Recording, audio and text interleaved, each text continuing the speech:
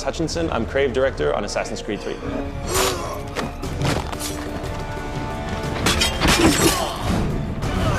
The biggest change between, say, city environments and the wilderness environments is context. And I don't mean that just in terms of where you are, I mean also in terms of the opportunities that you have and the challenges that you face.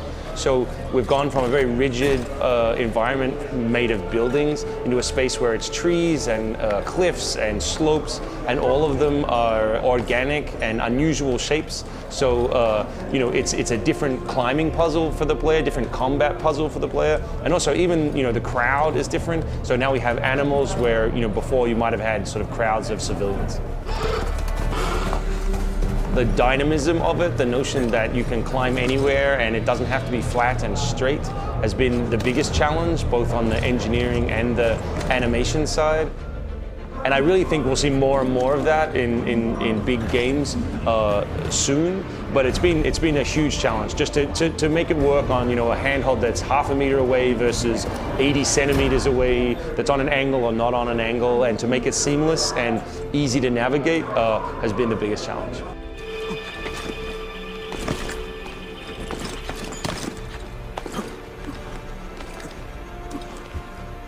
People are very good at reading other people. We spend all of our times picking tiny facial movements, and you know what's offended versus mock offended. You know all this. Whereas with animals, you know, I've spent a lot of time with wolves and bears, so there's a little bit more room in terms of how they react and how believable they are. So we have a turkey in the game, and I think the turkey AI is phenomenal.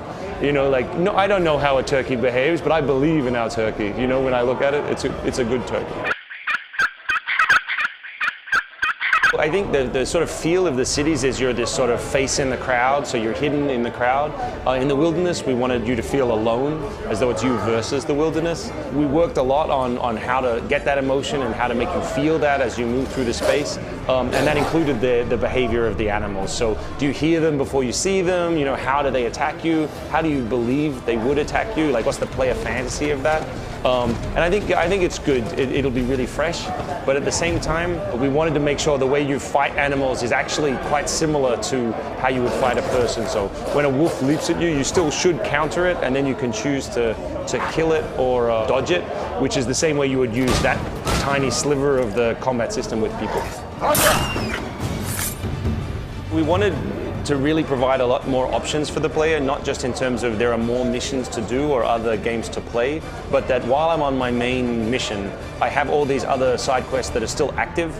So what we're trying to say is that while you might be traveling across the frontier to kill a Templar, you'll have this list of other objectives that you need to take care of, that you can choose to sort of multitask. So hopefully everything meshes really nicely, and that you start as a player saying, oh, I have all these secondary things to do in Boston, so I'll go and do it now because my main quest is taking me there. You know, hopefully we allow people to experiment more.